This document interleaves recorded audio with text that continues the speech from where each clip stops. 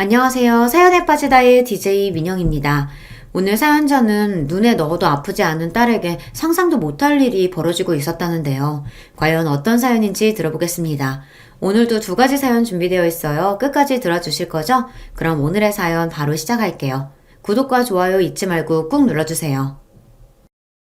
안녕하세요. 저는 70대 할아버지입니다. 저는 60년 넘게 살아온 동네에서 30년 동안 가정의학과 병원을 운영하다 최근 병원을 아들에게 넘기고 집에서 쉬고 있어요. 평생 공부만 하고 병원 운영에만 신경 쓰고 살다 하루아침에 백수가 돼서 집에 있으려니 아주 여기저기 좀이 쑤셔서 죽겠습니다. 또래 주변 친구들에 비하면 저는 오래 일한 편이기는 해요. 제 주변 친구놈들은 환갑이 되기 전에 진작 다들 하던 일을 그만두거나 퇴임을 했거든요.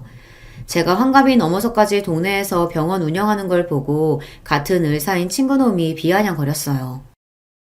이래서 있는 놈들이 더하다는 말을 하는 거라니까? 건물도 있는 놈이 언제까지 벌어먹으려고 떡하니 자리 차지하고 있어? 누가 돈 때문에 그런가? 일하는 게 좋아서 그러지.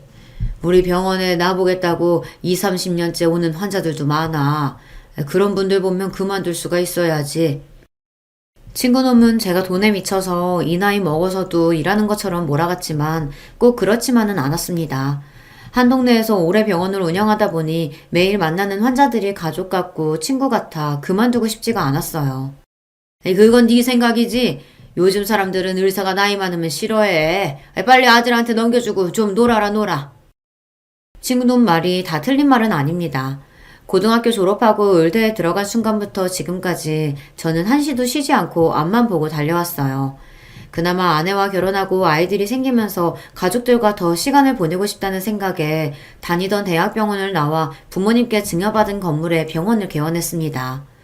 병원을 개원하고 나서는 매일 병원에만 있었어요. 그러니 더 이 동네에서 벗어날 일이 없었죠. 그때부터 지금까지 쉬지 않고 일만 했으니 친구 말대로 이제 남은 생은 좀 놀아도 되기야 하죠. 하지만 그게 또 마음처럼 쉽지 않았습니다. 원래 놀아본 놈들이나 노는 거지. 저처럼 평생 집, 병원 하던 사람은 일을 그만두면 앞으로 난 뭘 하고 살아야 하나 항상 걱정이 많았습니다. 병원 일 말고는 할 줄 아는 게 하나도 없으니까요. 그러다 보니 이제 쉴 때가 됐다는 걸 알면서도 병원 일을 놓지 못하고 꾸역꾸역 잡고 있었어요. 그때 저와 제일 친한 검사 친구놈이 한마디 했는데 그게 가슴에 와닿았습니다. 우리처럼 평생 공부만 하면서 살아온 놈들이 갑자기 하던 일 그만두고 집에 있으라 하면 오히려 내가 쓸모 없어진 것 같아서 더 우울해. 나 봐라. 지검장들이 다 후배라 나만 보면 선배님 쫓아다니는데 나도 민망해 죽겠어. 근데 어떡해? 아무것도 안 하고 집에만 가만히 있는 게 죽기보다 싫은데. 검사 친구놈은 퇴직할 나이를 넘기고도 더 일하고 싶다는 욕심에 퇴직을 안 하고 검사 자리에서 버티고 있어요. 어린 검사장까지 나서서 눈치를 주지만 꿋꿋하게 버티고 있답니다. 그만두기 싫어서요. 다른 친구들은 지금까지 평생 힘들게 살았으면 됐지 왜 그렇게까지 버티냐고 답답해했지만 저는 검사 친구 말에 100% 공감했습니다. 저도 딱 그런 마음이었으니까요. 평생 제가 배운 일이라고는 환자들 보는 것밖에 없다 보니 저는 할 줄 아는 게 없습니다. 제 입으로 이런 이야기 하기 창피하지만 아내가 없으면 밥도 한 끼 제대로 못 챙겨 먹어요. 그나마 제가 장점이자 단점인 게 집밖에 모릅니다.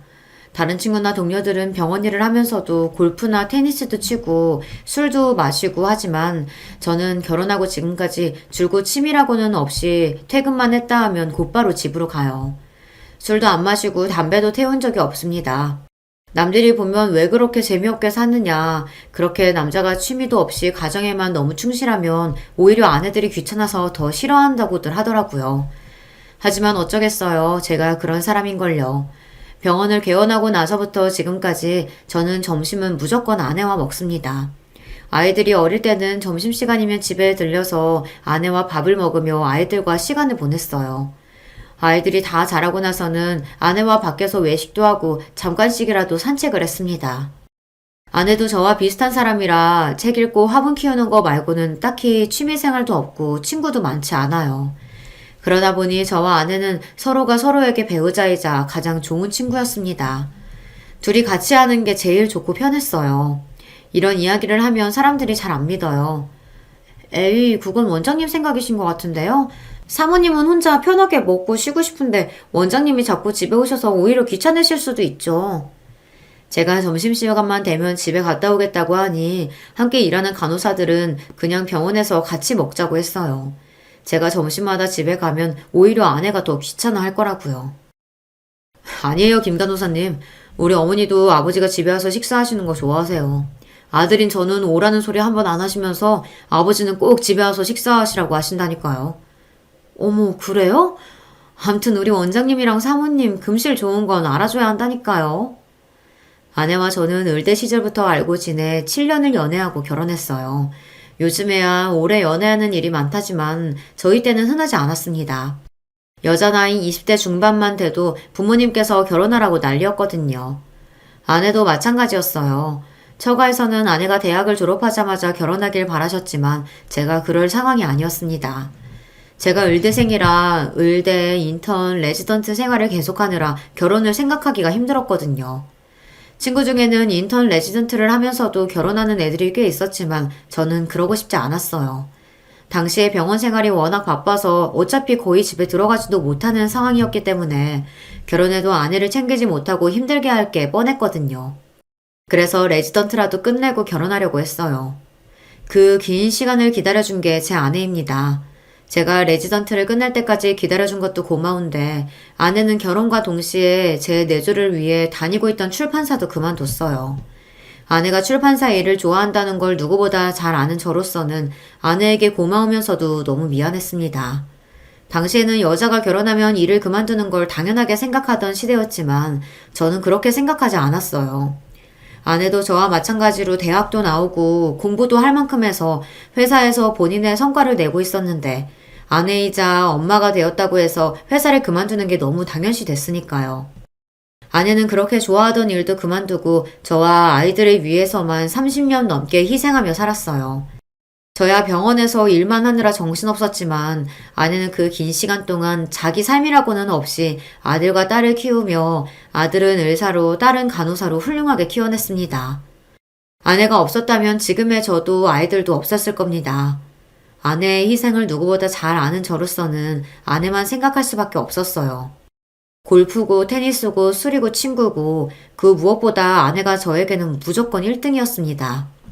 그런 아내를 위해서 제가 할 수 있는 일은 함께 시간을 많이 보내주는 것밖에 없었어요. 그래서 꼭 집에 들러 아내와 함께 점심을 먹는 겁니다. 모르는 사람들이 그게 더 아내를 힘들게 하는 거라고 하지만 저는 그렇게 생각하지 않아요. 사실 최근 아내와 함께 병원에서 건강검진을 했는데 진단 결과가 좋지 않았어요. 아내에게 우울증 증상이 있답니다. 저나 아내나 나이가 있다 보니 언제 몸에 문제가 생겨도 이상하지 않을 나이예요. 하지만 다른 거를 다 떠나서 아내에게 우울증 증상이 있다는 게 저에게는 충격적이었습니다. 아내의 행복만이 저에게는 기쁨이라 할 수 있는 한 아내를 기쁘게 해주기 위해 노력하며 살아왔는데 우울증이라니 가슴이 아팠죠. 저는 아내를 데리고 바로 정신과 진료를 받았어요. 그런데 병원 진료를 받고 난 뒤 아내에게 생각지도 못한 이야기를 들었습니다. 제가 걱정할까봐 말은 안 했지만 아내가 지난 1년 동안 많이 힘들었대요. 1년 전 딸아이가 결혼했어요. 그 이후 아내가 불안하고 우울했답니다. 매일 붙어 있을 때는 몰랐는데 옆에서 하루 종일 쫑알거리던 애가 없으니까 허전하고 외롭고 그러네. 보고 싶어도 아무 때나 보지 못하니까 더 걱정도 되고 보고 싶기도 하고. 사실 저희 식구가 유독 넷이 가깝기는 한데 아내와 딸 사이가 유난히 좋았어요. 다른 집 딸들은 사춘기 때 말도 안 듣고 방황도 많이 한다는데 저희 딸은 사춘기도 없이 무난하게 컸거든요. 더군다나 딸이 막내라 그런지 애교도 많아서 우리 집에는 없어서는 안 될 비타민이었죠. 그런 딸이 대학에서 강원도 남자를 만나 연애하더니 결혼하면서 강원도로 가버렸어요. 결혼하기 전까지 딸도 제 병원에서 일했었는데요. 하루아침에 결혼해서 그 먼 강원도로 가버렸으니 허전함이 말로 표현할 수 없을 정도였죠. 네, 저도 압니다. 자식이 자라면 독립해서 나가는 게 당연한 일이죠. 하지만 저는 아직 마음의 준비가 되지 않았었어요. 솔직히 말하면 자식들과 멀어질 준비를 해본 적도 없습니다. 아들도 의사고 딸도 간호사라 둘 다 제 병원에 평생 데리고 있을 생각이었거든요. 아들도 일찍 결혼했지만 결혼한 이후에도 내내 제 병원에서 일하고 있어요. 그랬으니 딸도 당연히 그럴 줄 알았죠. 딸이 대학 때부터 만나던 남자가 강원도에 일하는 건 알았지만 결혼하게 되면 고향인 강원도로 가겠다고 할 줄은 꿈에도 몰랐어요. 그래서 딸이 결혼하면 강원도로 내려가야 한다고 했을 때 저도 아내도 당황했습니다. 한편으로는 믿지 않았어요. 제가 강원도에 가는 건 싫다고 하면 딸이 가지 않을 줄 알았거든요. 그런데 딸의 생각은 확고했습니다. 김서방이 처음부터 은행 지원할 때 강원도에 있는 지점으로 지원한 거 나는 알고 있었어요. 그래서 나는 이미 우리 결혼하면 강원도로 가야 하는구나 생각은 하고 있었어. 딸이 저나 아내가 걱정할까봐 일절 말은 안 했는데 알고 보니 사위될 녀석이 서울에서는 취직이 쉽지 않았나 봐요. 그래서 지원한 은행의 근무 가능 지역을 고향인 강원도로 지원했더군요. 그래야 합격 확률이 높으니까요. 나야 간호사라 서울이든 강원도든 어디서든 일할 수 있지만 김서방은 아니잖아. 그러니까 내가 따라가는 게 맞지. 딸 마음을 모르는 건 아니지만 아비로서 서운한 마음을 감출 수가 없었습니다. 사내놈이 서울에서 대학까지 나오고 서울에 사는 여자 만났으면 어떻게든 여기서 책임질 생각을 해야지. 여자가 다니던 직장까지 옮기면서 그 먼 곳까지 가야 돼? 안 되겠다. 내가 김서방 만나서 다시 한번 얘기해봐야지. 마음 같아서는 당장 예비 사이를 만나 정말 강원도에 가는 방법밖에 없는 거냐고 물을 생각이었습니다. 그 은행 말고 다른 직장을 갈 생각은 없냐고요. 물론 저도 이게 남의 일이었다면 여자가 남자 따라 강원도 가는 게 맞는다고 했을 거예요. 하지만 제 딸이잖아요. 누구보다 소중한 제 딸이 남자 하나 때문에 한 번도 가본 적 없는 시골 촌구석에 가서 산다고 하는데 어떻게 해서든 말리고 싶었어요. 김서방은 결혼 조금 미루고 자기만 혼자 경원도에 갔다가 어떻게 해서든 서울로 다시 올라오겠다고 했는데 내가 그때까지는 도저히 못 기다리겠어서 그냥 결혼해서 강원도로 가겠다고 한 거야. 내가 김서방 얼마나 좋아하는지 아빠도 알잖아요. 어차피 김서방이랑 결혼할 건데 그런 일로 실랑이 하고 싶지 않아. 딸은 완강했습니다. 제가 말려도 본인은 예비 사이가 너무 좋아서 지금 당장 결혼하고 강원도로 따라가겠다고 했어요. 아버지는 제가 운영하는 평생 직장까지 다 때려치우고 말이죠. 딸아이가 결혼하고 강원도로 내려가겠다고 했을 당시 아내는 한마디도 안 하고 있었어요. 오히려 저만 안 된다고 난리를 쳤죠. 그런데 결국 아내는 딸 결혼식 날 펑 하고 터져버리고 말았습니다. 얼마나 울었는지 몰라요. 마치 무슨 대단한 사연이라도 있는 것처럼 말이죠. 저나 아내나 부모 입장에는 그럴 만도 했습니다. 이 결혼식이 끝나고 나면 귀하디 귀한 딸내미가 함께 살던 우리 집을 떠나 강원도로 가버리니까요.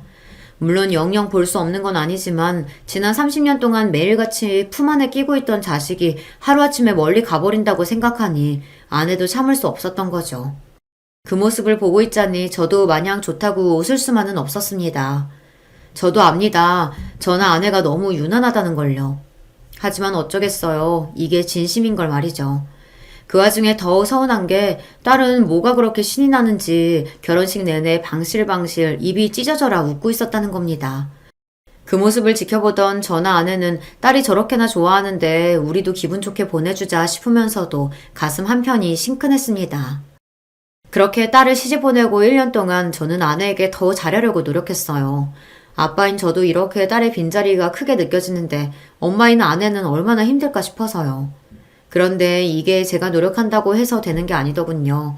아내에게 있어 딸은 또 다른 의미이다 보니 아내는 저보다 배로 더 힘들었나 봐요. 아이를 둘이나 낳고 키우는 30년 동안도 걸리지 않았던 우울증에 걸릴 정도로 말이죠. 난 정말 괜찮으니까 점심시간에 무리해서 집까지 오지 않아도 돼요. 당신이 신경 많이 써준 덕분에 좋아졌어. 당신은 이게 병이야. 힘들면 힘들다고 말을 해야지 왜 항상 괜찮다고만 해. 그렇게 매일 참고만 사니까 마음에 병이 생기지. 저는 너무너무 속상했습니다. 무슨 일이 있어도 화도 한 번 안 내고 항상 괜찮다고만 하는 아내가 결국은 마음의 병을 얻었다는 게 너무나도 속상하고 화가 났어요. 아내는 딸이 결혼해서 강원도로 간다고 했을 때도 한마디도 하지 않았어요. 부모로서 속마음은 당연히 딸이 먼 강원도까지 가는 걸 원하지 않았지만 결혼만큼은 딸이 원하는 대로 하게 해주고 싶은 마음에 티를 내지 않았던 거죠. 그러더니 결국은 또 본인이 속병이 난 거예요.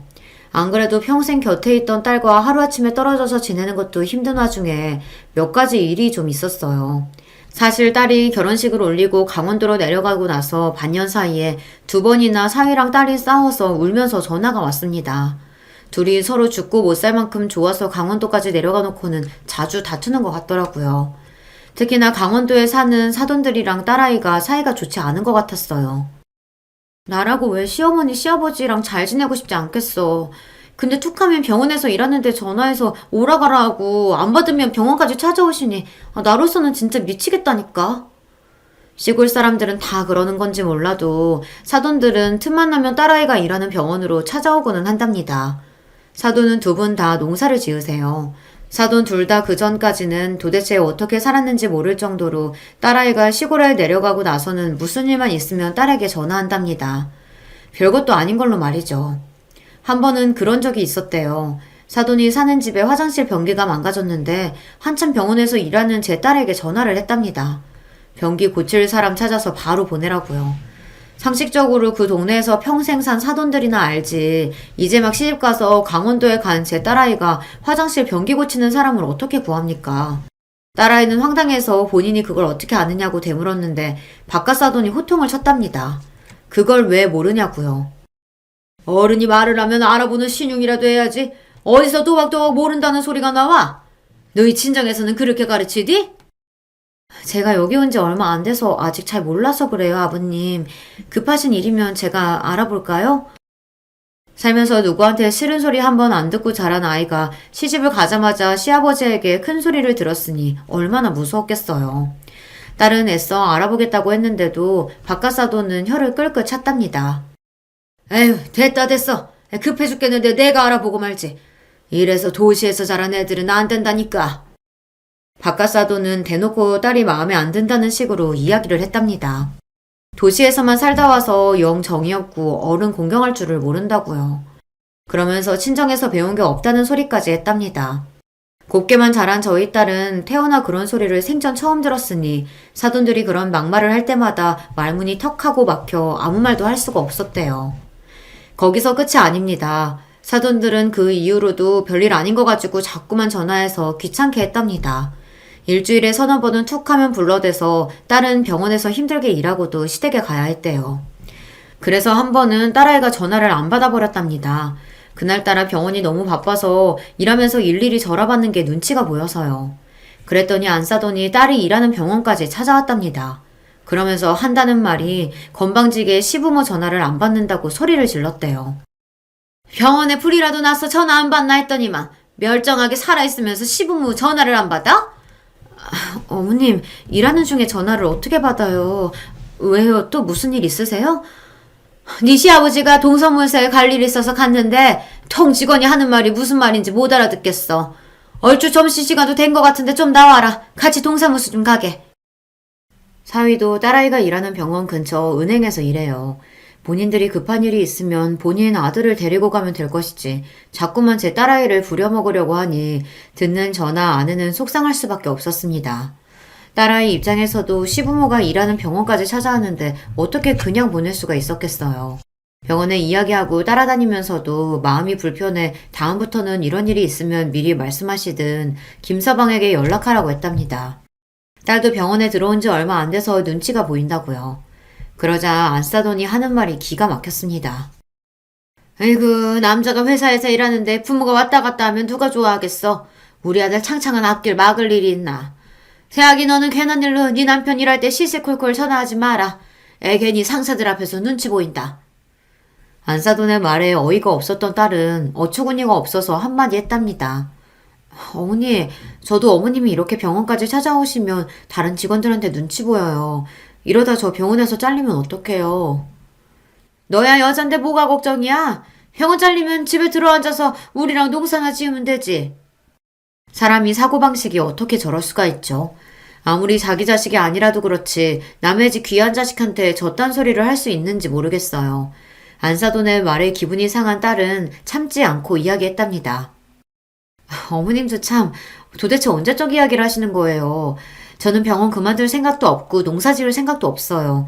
안 그래도 강원도까지 내려와서 새로 일 시작하느라 고생했는데 저 지금 잘리면 안 돼요. 딸은 간호사 일을 좋아합니다. 거기다가 아이들을 좋아해서 처음 간호사가 됐을 때 소아과에서 오래 일했어요. 나중에는 제 부탁으로 어쩔 수 없이 제 병원에서 일했던 거예요. 딸아이는 강원도에 가자마자 당장 일할 수 있는 소아과를 알아봐서 면접 본다고 잔뜩 들떠 있었어요.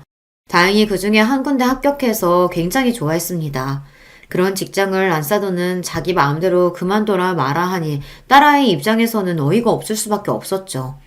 더군다나 더 어이가 없는 건 이제 결혼한 지 몇 개월 되지도 않았는데 아기 이야기를 했다는 겁니다. 잘리면 안 될 게 뭐가 있어? 잘리면 오히려 잘 된 일이지. 새아기 너한테 안 그래도 한번 이야기하려고 했는데 너 애는 안 갔니?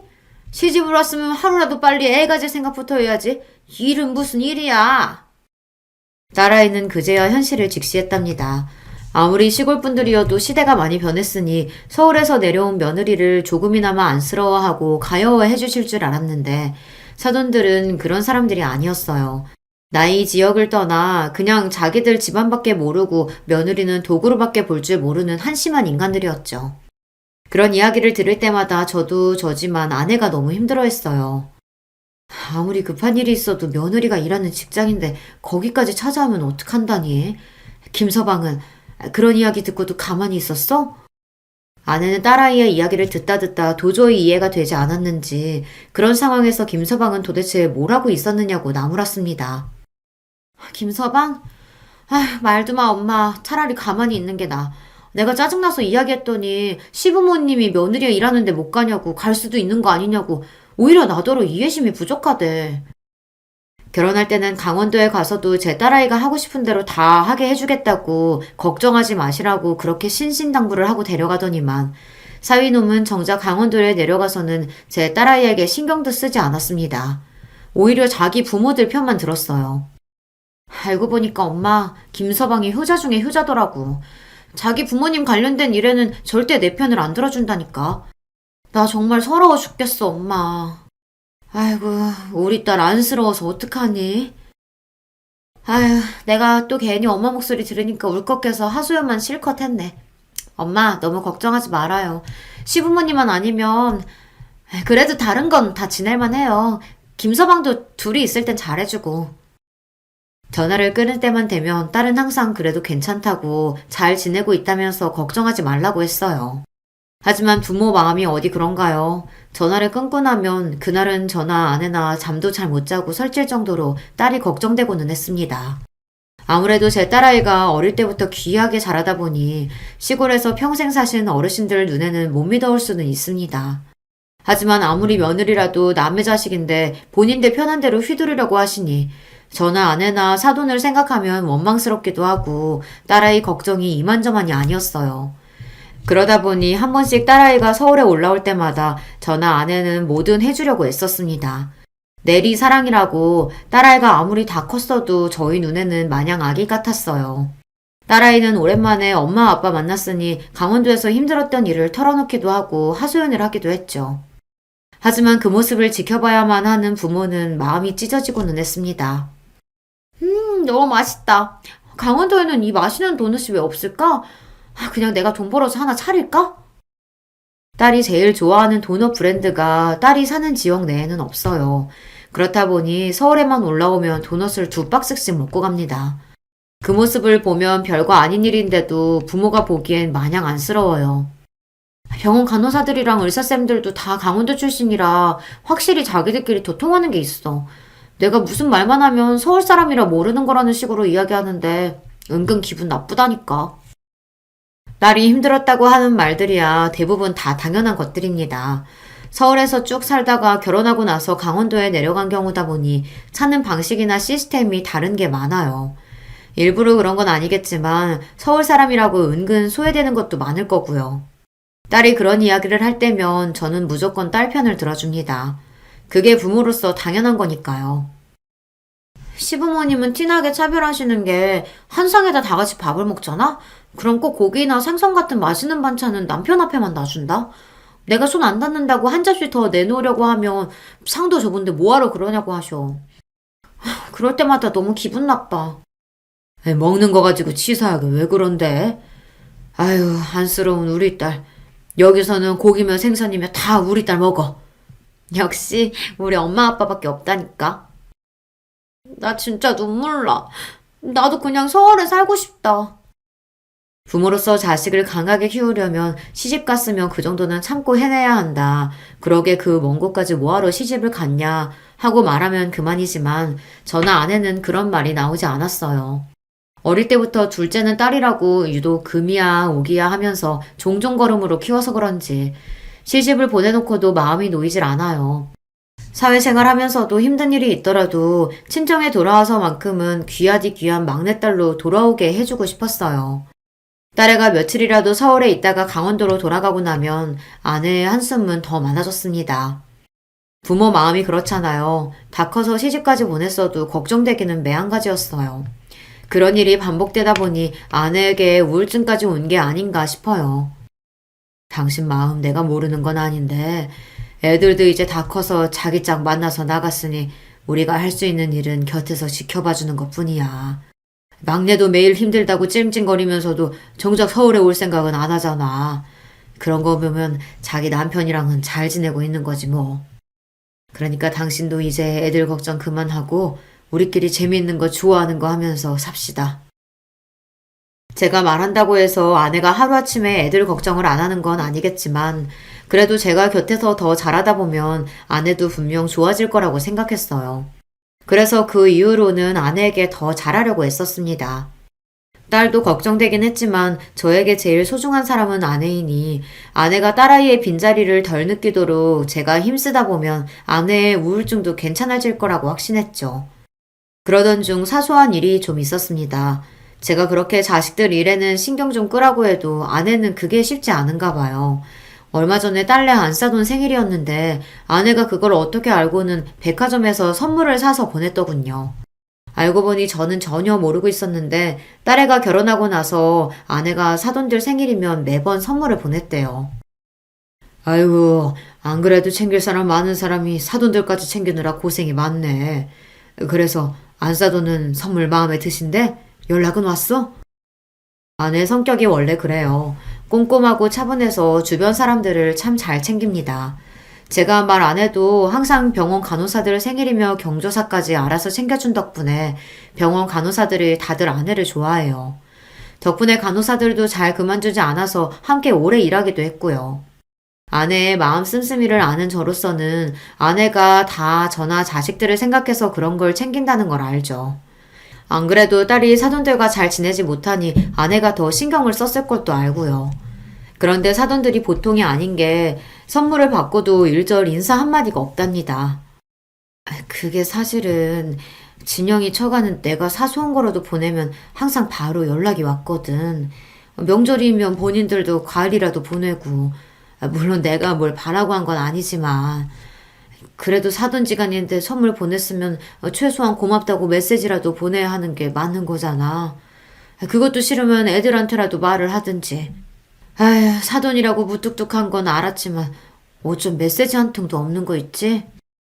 아내가 웬만해서 남의 말을 하는 사람이 아닌데 이건 충분히 그럴 만도 했습니다. 아내가 아들 처가에도 생신이나 경조사가 있을 때마다 선물을 보냈다 보니 딸내 시댁에도 그렇게 한 거예요. 그런데 벌써 두어 번 선물이랑 과일을 보냈는데도 통 연락이 없었답니다. 그 소리를 듣는데 저까지도 기분이 상했어요. 사람 사는 게 그렇잖아요. 우리가 뭘 바라고 보낸 것도 아니고 단순히 호의로 보낸 건데 생각이 있는 사람들 같으면 고맙다는 말 한마디 해야 하는 거 아닐까요? 저는 영 마음이 쓰여 사위랑 통화하다가 은연중에 선물 이야기를 했습니다. 자네 장모가 안 싸돈 생일이라고 백화점에서 스카프 사서 보냈다는데 혹시 어머님은 잘 받으셨다니? 작년에도 그렇고 올해도 그렇고 통 연락이 없으신 게 선물이 영 마음에 안 드시는 건 아닌가 걱정이 되네. 제 말에 사위는 놀라서 오히려 저에게 선물을 보냈냐고 되물었어요. 사위도 사돈이 전혀 말을 안 해서 몰랐답니다. 사위에게 그런 소리 하면 사위도 신경 쓰일 거라는 걸 저도 알고는 있었지만 선물을 보내놓고도 혹시나 사돈이 마음에 안 들어하는 건 아닌가 걱정하는 아내가 안쓰러워 저도 모르게 사위에게 툭 하고 이야기했어요. 그러자 사위가 그 이야기를 딸에게 했는지 바로 다음날 전화가 왔더라고요. 아빠, 우리 집에서 시댁에 선물 보냈다는 소리를 김서방한테 뭐하러 했어. 궁금하면 그냥 나한테 물어보지. 왜? 내가 그런 얘기했다고 설마 김서방이 너한테 뭐라고 해? 제가 괜한 소리를 했는지 그 일로 딸이랑 사이가 티격태격한 거 아닌가 저도 걱정됐어요. 그런 건 아닌데 그래도 김서방이 많이 무안했나 봐. 그래도 김서방이 시부모님께 이야기해서 나한테 고맙다고는 하셨어. 스카프도 마음에 든다고 하셨고 아마 엄마 연락처를 몰라서 연락을 못 하셨던 것 같아. 아이고 엎드려 절받기가 따로 없네. 세상에 무슨 사람들이 그렇게 무뚝뚝하다니. 아무리 연락처를 몰라도 이왕 사람이 선물을 보냈으면 너한테라도 고맙다고 전해야지. 김서방 부모님이라지만 참 정이 없다. 그러게 우리 시댁이 좀 그래. 자기 식구들끼리 매일 똘똘 뭉쳐서 돌이니 예의니 무진장 따지는데 정작 본인들은 안 그러신다니까. 딸에게 평소 사돈들이 어떤지 익히 들어서 기대도 안 했지만 역시나 사돈에게 연락은 없었습니다. 딸 말로는 딸에게 고맙다고 인사를 했다는데 사실 믿지 않아요. 딸이 저나 아내가 서운해할까봐 그냥 한 이야기라는 걸 안 들어도 알겠더라고요. 그러던 어느 날이었습니다. 설을 맞이해 오랜만에 딸애랑 사위가 집에 왔어요. 딸애가 지난 추석 때 몸이 좀 안 좋아서 못 오는 바람에 거의 6개월 만에 얼굴을 보는 거였거든요. 저나 아내나 둘 다 오랜만에 딸을 볼 생각에 좋아서 이것저것 딸이 좋아하는 음식이랑 반찬을 해놓고 강원도에서는 잘 못 먹는다는 간식이랑 배달 음식도 잔뜩 사뒀어요. 그런데 반년 만에 만난 딸의 얼굴이 많이 상해 있었습니다. 살이 많이 빠진 것도 빠진 건데 스트레스를 많이 받았는지 머리카락도 빠져서 정수리가 휑하더라고요. 그 모습을 보자마자 걱정부터 앞선 아내는 딸아이에게 다가가 볼을 어루만졌어요. 걱정이 서린 눈으로요. 살이 왜 이렇게 빠졌어? 추석 때 폐렴으로 고생했다더니만 아직도 통 못 먹는 거야? 아니면 무슨 걱정거리라도 있어? 추석 때 갑자기 폐렴이 심해져서 도저히 올라올 수 없다고 했던 딸이 걱정돼 그 이후 아내는 좋다는 영양제를 박스로 사서 택배로 보냈어요. 면역에 좋다는 음식도 잔뜩 보내주고요. 그랬는데도 살이 쏙 빠져서 온 딸아이를 보니 마음이 아팠습니다. 타지 생활이 힘들긴 많이 힘들어 보여서요. 아니, 공기도 좋은 데 살면서 얼굴이 왜 이렇게 안 좋아? 머리는 또 왜 이렇게 빠지고? 김서방, 혹시 우리가 모르는 일이라도 있는 건가? 저도 한치 걸러 두치라고 딸 얼굴이 안 좋으니 괜히 사이를 원망하게 되더라고요. 멀쩡한 우리 딸을 강원도까지 데려가서 얼마나 힘들게 했으면 애 몰골이 이런가 싶어서요. 아니, 장모님, 장인어른 너무 걱정하지 마세요. 이 사람 폐렴은 진작 좋아졌는데 본인이 자꾸 살 뺀다고 안 먹어서 이러는 거예요. 여보, 오랜만에 친정 와서 밥 먹는 거니까 다이어트 신경 쓰지 말고 자기 먹고 싶은 거 다 먹어. 사위 말로는 딸이 살이 쪘다고 스트레스를 받더니만 자꾸만 안 먹고 굶는 다이어트를 해서 얼굴도 안 좋고 머리카락도 빠진 거랍니다. 사위가 말을 해도 딸이 말을 안 듣는데요. 네가 살 뺄 데가 어딨다고 다이어트를 해. 너 그러다 쓰러져. 아휴, 안 되겠다. 이왕 올라온 김에 명절 지나고 며칠 더 여기 있어. 온 김에 건강검진 싹 받고 가게. 아무래도 딸 안색이 좋지 않은 것 같아 저는 병원에 며칠 휴가를 내고 서울에 있으라고 했어요. 이것저것 검사 좀 받아보자고요. 아니에요, 아버님. 올해 강원도에 있는 대학병원에서 저랑 같이 검사 다 받았어요. 둘 다 아무 문제 없대요. 그러자 사위 말이 이미 건강검진은 다 받았답니다. 둘 다 아무 문제 없대요. 그래? 위랑 내장도 다 내시경 한 거 맞지? 애가 볼 때마다 살이 자꾸 빠지는 게 아무래도 걱정되네. 아유, 김서방이 어련히 알아서 잘 챙길 텐데 나도 늙어서 그런가 점점 더 노파심이 드네. 사위가 딸에게 별 문제 없다고 하자 저도 안심이 됐습니다. 그제야 제가 사위 앞에서 너무 유난하게 굴었나 싶더라고요. 이해해요, 아버님. 귀한 막내딸 타지에 내려가 있으니 얼마나 걱정이 많으시겠어요. 저도 딸 생기면 아버님이랑 똑같이 할 것 같아요. 그래도 우리 김서방이 내 마음 이해해 주니까 좋네. 아유, 시장질 할 텐데 얼른 밥부터 먹자. 나이가 들면 자식들도 다 크고 독립해서 더는 걱정할 게 없을 줄 알았는데 아니더군요. 늙은이 노파심에 괜한 걱정이 더 늘어갔어요. 그래도 사위가 저렇게 제 딸을 걱정하며 이야기해주니 마음은 놓였습니다. 그런데 한 가지 걸리는 게 있었어요. 딸아이가 말수가 많이 줄었다는 겁니다. 얼마 전까지만 해도 통화만 했다 하면 30분 내내 혼자 떠들던 아이였는데 최근 들어 저나 아내에게 연락도 자주 안 하고 만나도 말이 별로 없었어요. 표정도 영 좋지 않고요. 이것도 저의 괜한 노파심인가 싶어 명절 동안 딸아이를 좀 지켜보기로 했는데 식사를 하러 가는 길에 이상한 점을 발견하고 말았습니다. 딸애가 앉아있을 때는 몰랐는데 걸을 때 미묘하게 한쪽 다리를 절뚝거리더라고요. 아무래도 이상해서 제가 딸아이의 뒷모습을 유심히 바라보고 있었습니다. 그런데 그때였어요. 딸아이가 중심을 못 잡고 잠시 휘청거리자 사위 녀석이 미간을 확 죽이더니 딸애의 허리를 쿡 찔렀어요. 마치 딸에게 화가 난 사람처럼 인상을 쓰더니 티나게 행동하지 말라고 경고하는 것처럼 보였죠. 그 순간 저는 뒷덜미가 쎄했습니다. 사위 녀석이 평소 저런 성격이 아니에요. 지나칠 정도로 다정하고 자상한 아이인데 갑자기 왜 저러나 싶었죠. 그때부터 신경이 바짝 곤두선 저는 딸과 사위의 행동에 집중할 수밖에 없었습니다. 제가 괜히 과하게 생각하는 걸 수도 있으니 아내에게는 말하지 않았어요. 제가 괜히 이야기하면 아내가 더 걱정할 것 같아서요. 저는 은근슬쩍 딸에게 다가가 속삭이듯 물었습니다. 왜 자꾸 다리를 절뚝거리냐고, 어디를 다쳤냐고요.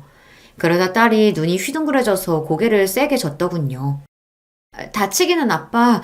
그냥 며칠 전에 동네에서 운동 좀 하다가 살짝 삔 거야. 지금은 아무렇지도 않아. 딸은 아무것도 아니라고 했지만 이상했습니다. 제가 병원을 아들에게 넘겼어도 의사는 의사예요. 딱 봐도 딸아이가 걷는 모습이 살짝 삔 정도는 아니었습니다. 그날 밤 저는 사위에게 술을 한잔 하자고 이야기했어요.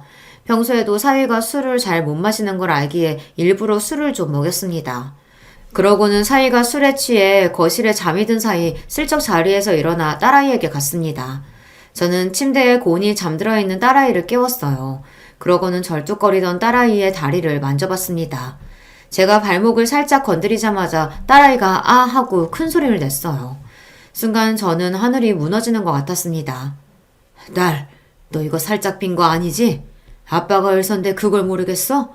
사실대로 말 안 하면 내일 너희 오빠 병원에 데려가서 바로 엑스레이 찍을 거니까 얼른 사실대로 얘기해. 낮에 걷는 모습을 뒤에서 봤을 때도 분명 살짝 삔 정도로만 보이지는 않았어요. 적어도 발가락이라도 금이 갔을 거예요. 그 정도로 다쳤으면 병원에 가서 검사하고 깁스라도 해야 하는데 간호사인 딸이 아무런 조치도 없이 저러고 다니는 게 아무래도 이상했습니다. 평소 딸에게 큰 소리 한 번 낸 적 없는 제가 새벽에 자는 딸까지 깨워 그 정도로 몰아붙였으니 딸도 적잖이 당황한 것 같더라고요. 제 말에 우물쭈물하던 딸은 잠시 망설이다가 힘겹게 말을 꺼냈습니다. 왈칵 눈물까지 쏟으면서요. 그러더니 한다는 말이 충격적이었습니다. 아빠, 나 사실 김서방한테 맞았어. 그래서 계단에서 굴러 넘어지는 바람에 다리도 다친 거야. 바로 병원 가서 치료받으려고 했는데 저 인간이 이번에도 다쳐서 친정에 오면 본인 의심받을 것 같으니까 절대 병원 가면 안 된다고 하도 난리를 쳐서. 딸은 서러움에 울컥울컥 하면서도 힘겹게 말을 이어갔습니다. 저는 이야기를 듣는 내내 너무 놀라서 말문이 턱하고 막히고 말았습니다. 한 번도 생각해 본 적이 없던 일이에요. 제 딸이 귀하디 귀한 우리 딸내미가 남편에게 맞는다뇨. 딸, 그게 정말이야? 그런 일이 있었으면 바로 아빠한테 연락을 했어야지. 왜 혼자 끙끙거리고 참고 있었어? 제 딸이 너무 거지 같은 일을 당했다는 것만으로도 너무 화가 났지만 더 화가 나는 건 그런 일을 겪고도 아무한테도 말도 못하고 혼자 참고만 있었다는 게 더 화가 났습니다. 난 당연히 아빠한테 연락하려고 했지. 근데 그 인간이 내 핸드폰도 뺏어갔어. 그러면서 친정에 연락하면 아버지 병원에 불지를 거라고 미친 소리까지 하고. 그래서 도저히 안 되겠다 싶어서 서울 올라가려고 짐 쌌는데 그때부터 못 가게 매일 때리는 거야. 아빠, 나 그 인간한테 매일 맞고 살았어. 세상에 어떻게 이런 일이 있을 수가 있을까요? 저는 새까맣게 몰랐습니다. 김서방, 아니 썩은 놈의 새끼가 제 딸아이에게 그런 짓을 하고 있을 거라고는 생각을 못했어요. 딸 말이 사위놈이 처음부터 과격하게 나온 건 아니었대요. 시작은 딸과 사돈들 사이가 좋지 않다 보니 부부 사이에 자주 문제가 있었나 봐요. 딸이 사돈들 이야기를 할 때마다 사위는 본인 부모 편만 드니 딸도 서운하고 서러워서 도저히 참을 수가 없었답니다. 하루는 사돈네 다녀오는 길에 집에 올라오는 계단에서 시댁에서 있었던 일로 딸이 하소연을 좀 했대요. 당신 부모님 이상해도 너무 이상해. 자기 자식 귀한 줄 알면 남의 자식도 귀한 줄 알아야지. 어떻게 매번 나는 그렇게 홀대하실 수가 있어? 그리고 우리가 애가 안 생기는 게 내 잘못이야? 왜 항상 내가 문제인 것처럼 이야기하시냐고. 그날도 안사돈이 먹을 거 가지고 사위와 딸을 차별하면서 치사하게 굴었나 봐요. 딸이 굴비랑 장어를 사서 가지고 갔는데 생선은 남자에게 좋다는 헛소리를 하시며 사위만 줬답니다. 딸이 먹으려고 하면 여자한테는 나물이 좋다고 풀떼기만 있는 접시를 앞에 끌어다가 줬대요. 그뿐만이 아닙니다. 딸이 화장실에 씻으러 들어갔는데 바깥 서더니 보일러를 꺼버렸답니다. 날씨가 아직 더우니 찬물로 씻으라고요. 이게 말이나 되는 소립니까? 시댁에서 그런 취급을 받고 왔으니 딸이 화를 내는 것도 당연했죠. 그런데 딸보다 앞서갔던 사위 새끼가 뒤에서 하소연하는 소리가 듣기 싫다면서 소리를 지르고는 딸 어깨를 밀어버렸나 봐요. 딸은 그대로 계단에서 굴러 떨어진 거죠.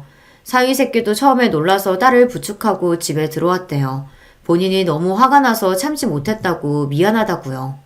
그런데 그날 저녁 밥을 먹다가 딸이 시댁에서 있었던 일이 떠올라 한마디를 더 했는데 사위놈이 또 그 소리를 한다고 화를 내며 상을 엎어버렸대요. 그제야 정신이 든 딸은 도저히 안 되겠다 싶어 절뚝거리는 다리로 친정에 가겠다고 했답니다. 더는 못 살겠다고요. 그러자 당황한 사위 새끼는 그때부터 욕을 하고 때린 거예요. 들으면 들을수록 사위 새끼는 인간 말종이었습니다.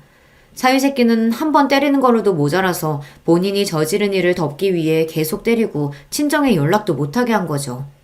심지어 이번에 서울에 올라오면서도 딸에게 전화 아내에게 이야기하면 그 자리에서 전화 아내를 죽여버리겠다는 소리까지 했답니다. 저는 지금이라도 당장 거실로 나가 세상 모르고 잠들어 있는 사위놈의 면상을 짓밟고 싶었습니다. 당장 경찰에 전화해 저 가정 파괴범을 잡아가라고 하고 싶었어요. 하지만 그 정도로 좋게 넘어가 줄 수는 없었습니다. 저 뻔뻔한 낯짝을 다시는 못 들게 다니고 해주고 싶었어요. 그날 새벽 명절 연휴인 것도 불사하고 저는 친구들에게 연락했습니다.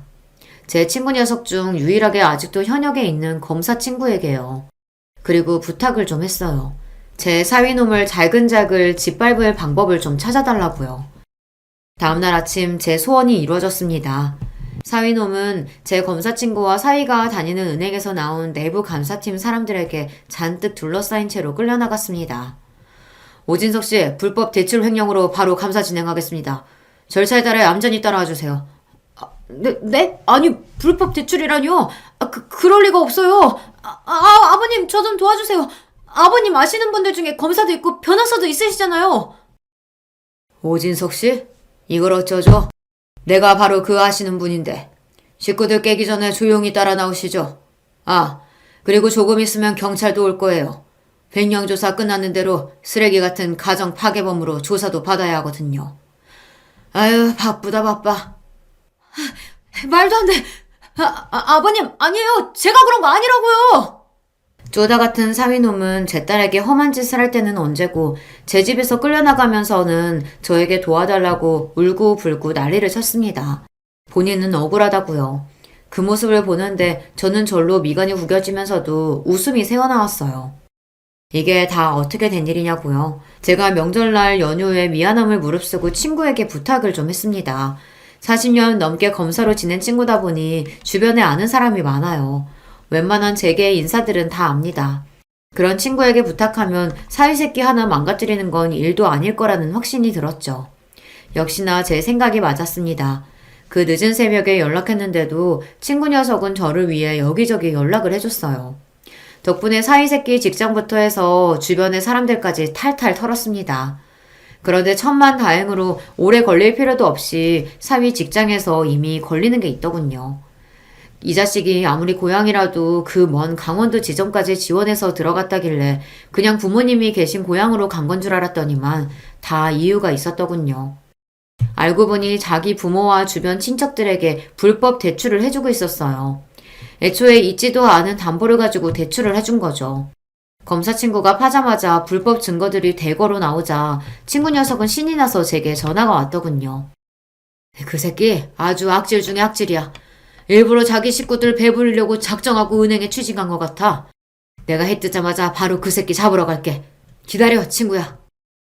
그때만 생각하면 저는 아직도 온몸에 소름이 돋아요. 안 그래도 딸에게 듣기로 사위새끼네 집안이 자기들끼리 똘똘 뭉쳐서 지낸다는 소리를 듣기는 했어요. 그래서 딸이 소외감을 많이 느낀다고 했었거든요. 그게 다 이유가 있었습니다. 자기들끼리 작정하고 남의 돈을 가로채고 있었던 거예요. 세상에 저런 부모가 어디 있답니까? 자기들 배불리겠다고 아들에게 저런 더러운 짓을 시키다니요. 검사 친구 덕분에 아직도 술에 취해 고주망태로 누워있던 사위놈은 그대로 끌려갔습니다. 아내와 딸이 자는 사이 일어난 일이라 저는 딸이 일어나자마자 새벽녘에 있었던 일을 이야기해줬어요. 제 말에 딸은 안도의 눈물을 흘렸습니다. 아빠, 정말이야? 그 인간 잡혀갔어? 그래, 내가 뭘 했어? 아빠가 다 알아서 할 거라고 했지? 너랑 이혼은 당연한 거고 그 자식 은행에서 쫓겨나게 해서 감옥에 보낼 거야. 딸, 이제 걱정하지 마. 아빠가 다 알아서 해.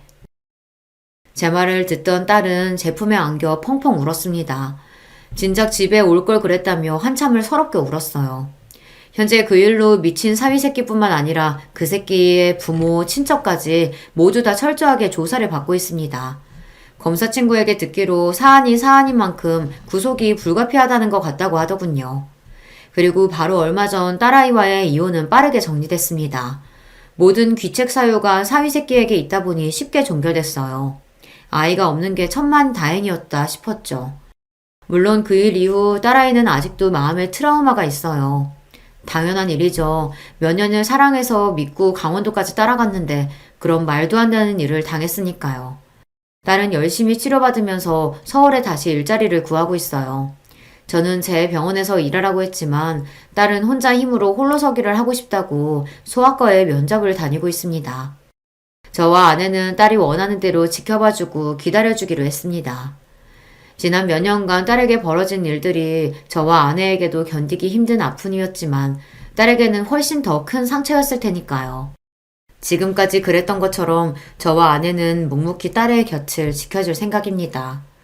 여러분께서도 저희 딸에게 힘내서 잘 이겨내라고 응원의 댓글 남겨주세요.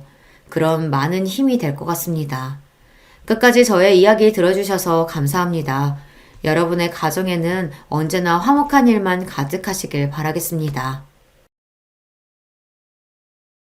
안녕하세요. 이제가 40이 된 새댁입니다. 여러 사연을 듣다 보니 제 얘기도 한번 들려드리고 싶어서 이렇게 사연을 보내봅니다. 정확히는 저희 시아버지 이야기예요. 세상 둘도 없는 천사 같은 저희 시아버지 말이에요. 적지 않은 나이에 결혼을 하게 되면서 맺게 된 소중한 인연과 또 그 소중한 인연을 지켜드리고자 애썼던 에피소드를 들려드리려고 해요. 저는 대학을 졸업하자마자 인터넷 쇼핑몰을 창업해서 지금까지 그 일을 꾸준히 해오고 있습니다. 처음 창업을 했을 때는 아무것도 몰라서 고생을 좀 했지만 쉬지 않고 주 7일을 몇 년간 열심히 일했더니 어느 순간 사업이 궤도에 오르게 되었습니다. 그렇게 돈은 어느 정도 만졌지만 청춘을 다 바쳐서 일에만 몰두했던 터라 연애다운 연애는 제대로 해보지 못했어요. 그래서 40이 가까워진 나이에도 시집을 못 가고 사무실에만 틀어박혀 있었죠. 그렇게 영원히 솔로로 늙어갈 것만 같던 제 삶에도 핑크빛 봄바람이 불어오더군요. 남편과는 같은 회사에서 만났습니다. 제 회사였으니까 정확히는 제 직원이었겠죠? 사업이 점점 궤도에 오르면서 보다 경쟁력 있는 제품으로 승부해야겠다는 생각에 납품을 받던 방식에서 직접 디자인한 제품들을 생산하기로 마음을 먹었습니다. 그렇게 해서 능력 있는 패션 디자이너들을 사방팔방으로 물색했는데 그때 당시 남편이 자신의 개인 SNS 계정에 올린 포트폴리오가 마음에 들어 컨택을 해보았고 본인이 해보고 싶던 일의 방향과 저희 회사의 비전이 맞는다며 흔쾌히 영입을 할 수 있게 되었습니다. 그때까지만 해도 순수하게 직원으로만 채용했고 철저하게 직원으로만 대했습니다. 그도 그럴 것이 저보다 6살이나 어린 데다가 대표가 남자 직원에게 추근덕대는 것처럼 보이는 게 싫었기 때문입니다. 그런데 아이러니하게도 제가 이렇게 스스로를 통제하고 있었다는 것은 반대로 그 사람에게 마음이 가고 있었다는 것을 반증하는 것이었죠. 처음에는 순수하게 그 사람의 작품 세계만 보고 고용인으로서 매료되었다면 함께 일하게 되면서 알면 알수록 점점 남자로 보이기 시작했거든요. 하지만 먼저 다가설 수는 없었습니다. 그런데 놀랍게도 남편도 같은 생각을 하고 있었대요. 저를 처음 본 순간 첫눈에 반했다고 했습니다. 그렇게 서로에게 끌리고 있었지만 업무 관계라는 장벽에 가로막혀 몇 달을 그렇게 서로 소가리를 했습니다. 하지만 남편이 남자답게 용기 있게 제게 고백을 했고 저희는 그렇게 연애를 시작했습니다. 나중에 지나서야 남편이 말해준 건데 그때 고백할 때는 거의 잘릴 각오를 하고 고백했다고 하더군요. 저는 왜 더 빨리 말하지 않았냐며 타박 아니 타박을 했습니다. 그렇게 저희는 2년여를 달콤하게 연애하다가 본격적으로 결혼 얘기가 오가게 되었습니다. 남편은 어머니가 일찍 돌아가시고 아버지 밑에서 자랐다고 합니다. 시아버지 되실 분은 조그만 시골 학교의 미술교사로 오랫동안 일해오고 계시다고 했습니다. 아버님을 처음 뵀던 날 무척이나 긴장을 했었는데 그런 저를 너무나 따뜻하게 맞아주시던 모습이 아직도 생생합니다. 시아버지는 격동의 1960년대에 태어나 찢어지게 가난한 어린 시절을 보내셨습니다. 어렸을 적부터 화가가 꿈이었는데 부타나 물감 한 통 살 돈이 없어서 늘 동네 부잣집 자녀들만 다니는 고급 미술학원에서 버리는 찌꺼기 재료들을 가져다가 그림을 그렸다고 했습니다. 그렇게 고등학교 졸업할 때까지 열심히 그림을 그렸지만 부모님이 비싼 미대 학비를 대줄 형편이 되지 않아 국립대 미술교육과를 지원하게 되었고 그것이 시아버지가 평생 미술교사로 재직하게 된 계기가 되었습니다. 남편은 시아버지로부터 그림의 재능을 물려받아 어릴 때부터 신동소리를 들으며 자랐고 시아버지는 아마 자신의 화가로서 못다 이룬 꿈을 남편이 대신 이루어주기를 내심 바랬던 것 같습니다. 다행히 남편도 그림을 좋아하고 예술가 기질이 있었기 때문에 순수 미술은 아니지만 패션 디자이너라는 영역에 발을 담그게 되어 아버지의 뜻을 이어가게 되었던 것입니다. 남편의 아버지에 대한 사랑은 남달랐습니다. 남편이 어릴 때 어머니가 사고로 돌아가시고 그때부터 쭉 시아버지가 홀로 지내시면서 남편을 키우셨습니다. 시아버지는 돌아가신 아내에 대한 그리움과 더불어 남편이 혹시라도 상처받을까봐 그때부터 쭉 재혼하지 않으시고 혼자 사셨다고 합니다. 지금은 오히려 남편이 좋은 분이 있으면 결혼해서 사시라고 제안을 하는데도 끝내 재혼 생각은 없다고 하시네요. 자신의 인생에서 여자는 먼저 간 아내 한 명뿐이라면서요. 정말 로맨틱하지 않나요? 시어머니의 이야기가 나온 김에 두 분이 만나게 된 이야기를 하지 않고 넘어갈 수가 없겠네요. 때는 1980년대 학생 민주화 운동이 한참이던 시절이었습니다. 이제 겨우 신입생 티를 벗은 시아버지는 자신도 이 땅의 정의를 위해 한번 바쳐야겠다는 생각에 시위대에 참가했습니다. 최루탄과 물폭탄 세례를 받으면서도 목청이 터져라 정의를 외치며 그렇게 한몸 불살랐습니다.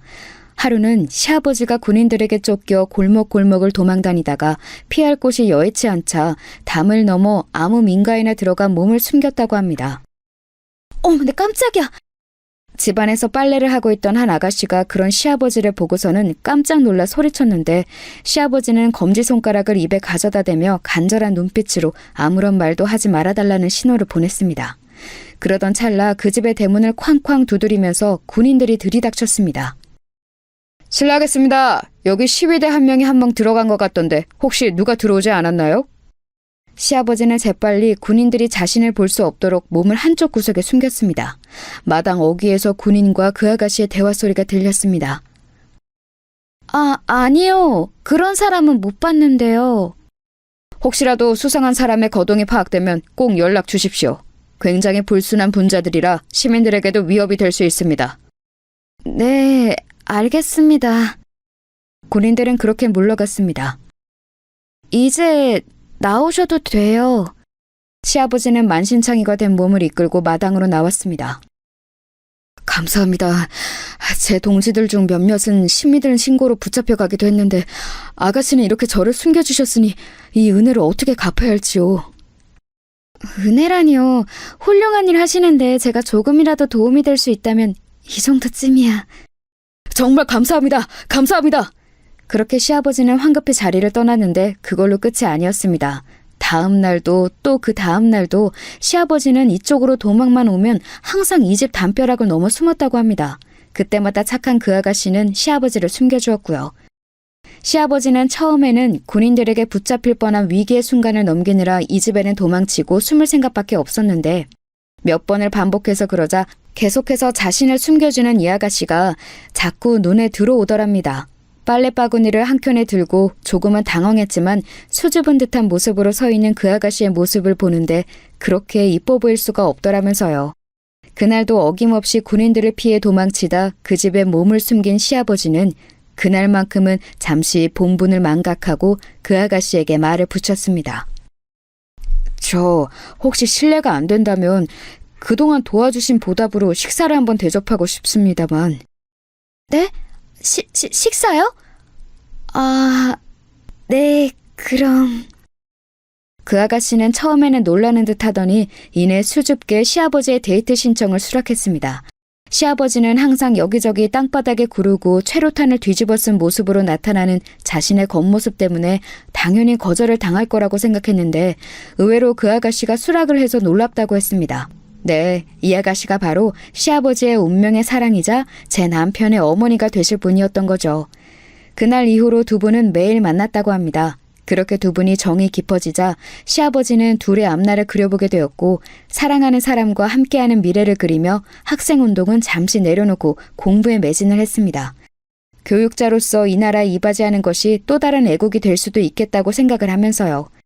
그렇게 학업과 군복무를 마친 시아버지는 임용고시에 합격하자마자 시어머니와 결혼을 했습니다. 그리고 얼마 지나지 않아 씩씩한 사내 아이를 낳았는데 그 아이가 바로 지금의 제 남편이고요. 정말 행복만이 가득한 가정이었다고 합니다. 아내와 아들을 사랑하는 착실한 남편과 그런 남편을 또한 한없이 사랑하는 착한 아내, 게다가 이쁜 아들까지. 시아버지는 천국에 있다면 바로 이곳이겠구나 싶었다고 합니다.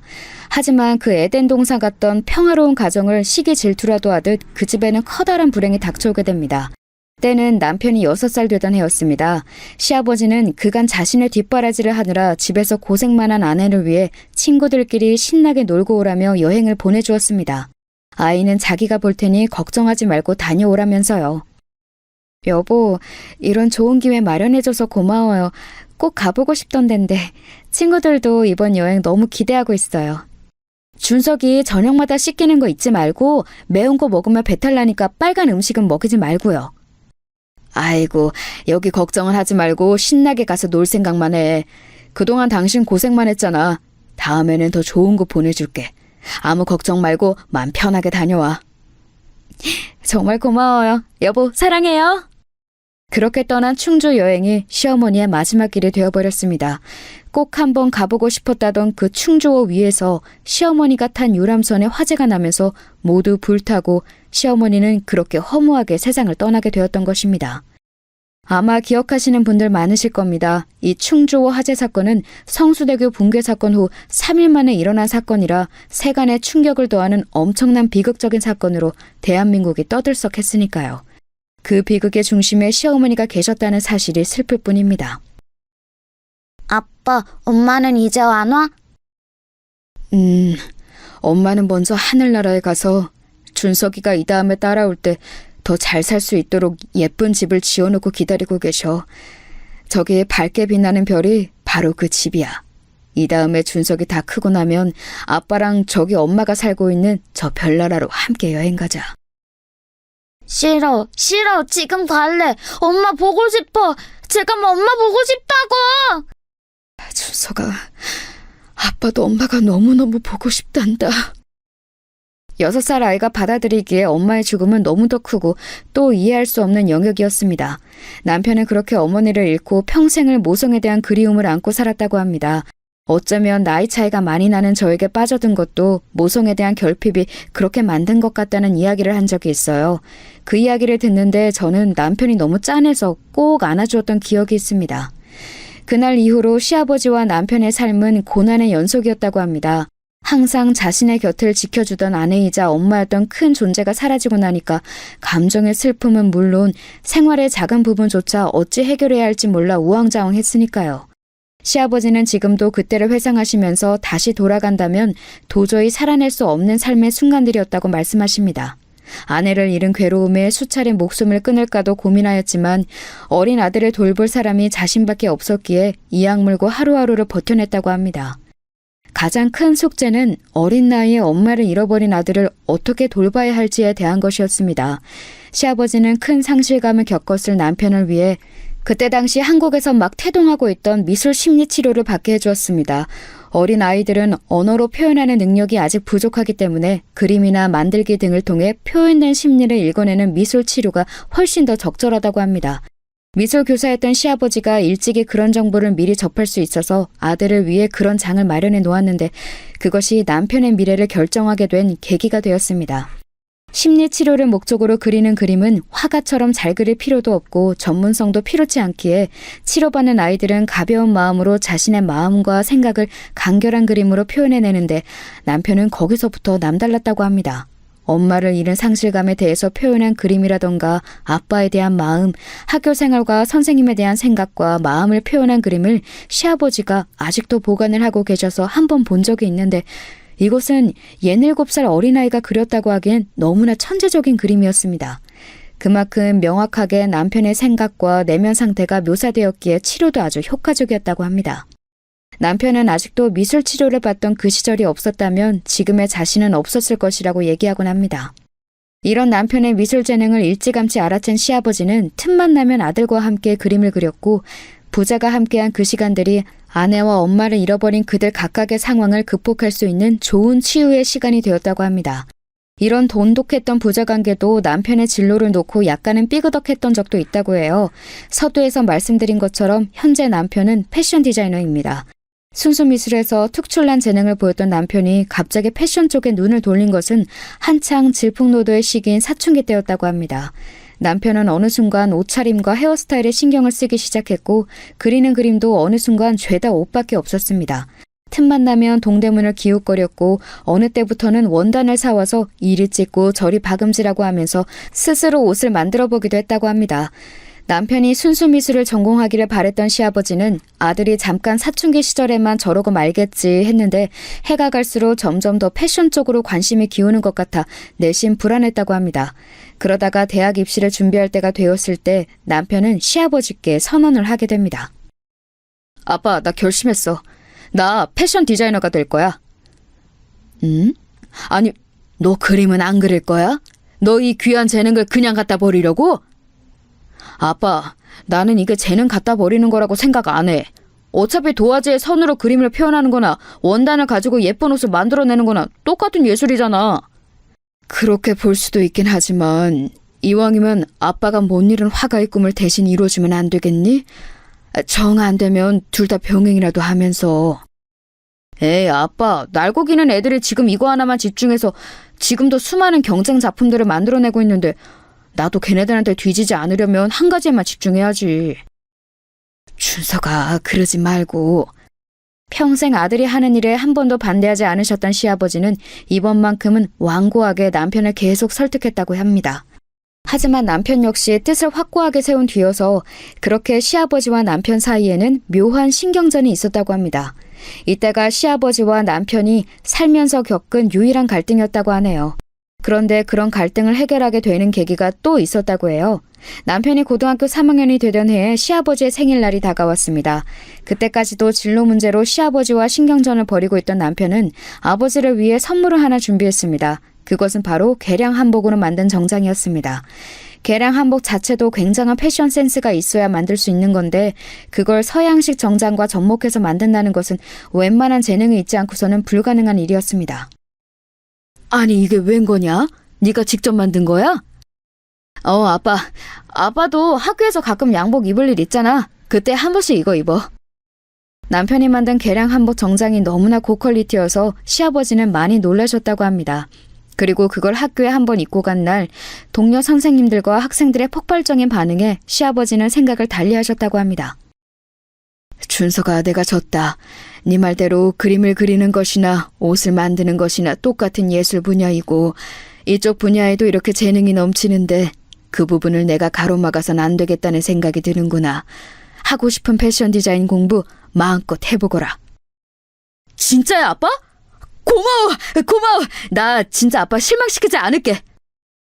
그렇게 멋진 패션 디자이너로 장성한 아들의 결혼 소식을 들었을 때 시아버지는 벅찬 마음을 감출 수 없었다고 합니다.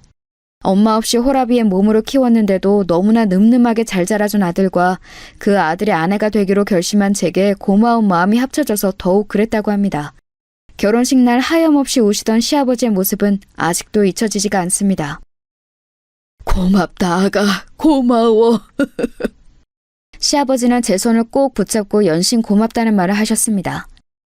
저도 감사해요, 아버님. 저희 정말 행복하게 잘 살게요. 저도 시아버지의 진심이 전해져서 함께 눈물을 흘렸습니다. 제 친구들은 제가 영원히 시집을 안 가고 싱글로 늙어 죽을 줄 알았는데 6살 연하의 훤칠한 훈남을 남편으로 맞이하니까 놀라움과 부러움을 감추지 못했습니다. 그렇게 많은 이들의 축복 속에 치러진 결혼식은 무사히 막을 내렸습니다. 저희의 결혼과 동시에 시아버지의 인생에도 큰 변화가 다가왔습니다. 바로 오랫동안 재직하셨던 교사를 은퇴할 정년이 다가온 것인데요. 시아버지 개인에게 있어서는 자녀의 결혼과 직업의 은퇴라는 큰 변화를 한 시기에 다 맞이하게 되어서 시아버지 당신께서 나중에 회상하시길 말년의 질풍노도의 시기를 다시 한번 겪는 것 같았다고 하셨습니다. 아버님, 은퇴하시고 제일 하시고 싶은 일이 있나요? 나는 있지. 은퇴하면 꼭 세계의 유명한 미술관들을 다 돌아다니면서 살고 싶어. 늙어서 주책일지 모르겠지만 유럽에 가서는 나도 젊은이들 따라서 벽화도 한번 그려보고 싶고 준석이 키우느라 언제고 가야지 계획만 세우고 있다가 세월이 이렇게 흘려버렸구나. 이제야말로 진짜 미루지 말고 한 몇 년간 나갔다 오고 싶어. 너무 좋은 생각이에요, 아버님. 저희가 보내드릴 테니까 편하게 다녀오세요. 아니다. 나는 내 돈으로 다녀올 거야. 그동안 조금 모아놓았던 돈들이랑 이번에 새로 구한 일로 얼마간 모으면 금방 마련될 거다. 네? 일이라뇨? 이제 막 은퇴하셨는데 무슨 일을 또요? 그게 말이지. 시아버지는 은퇴하며 꼭 해보고 싶은 일이 미술관 세계여행 말고 하나가 더 있다고 하셨는데 그것은 다소 뜬금없게도 건물 경비 관리자 일을 해보시고 싶다고 했습니다. 흔히 우리가 알고 있는 그 경비 아저씨 말이에요. 경비라뇨?